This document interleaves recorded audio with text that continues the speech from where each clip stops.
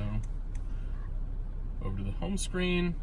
This gives you a variety of different functions. I'll avoid playing right now for the sake of the video, but you have different settings that you can access. But if you want to change them, all you need to do is say configure home, and then you can select between various preset layouts.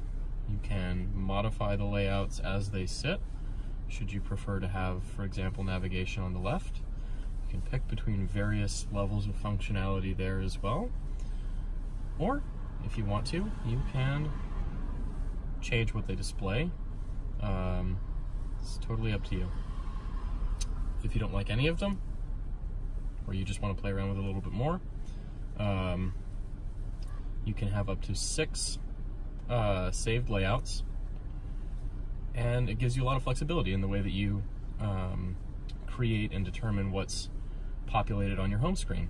The nice thing about it is that you can save up to 6 driver profiles in the car, and each one of those profiles can have up to 6 different configurations. So there's a lot of flexibility that you get with this system. And the nice part about it is that it's sort of a set it and forget it design. You can play around with it once, come up with what you really like or want, and then after that, you know, sure, you can change it again, but it's a pretty comfortable design to acclimate to once you have determined what tiles you want, where, when, and why. And ultimately it ends up coming up with a rather tailored experience that gives you what you want versus just being told by somebody else what you're supposed to want, which is really nice.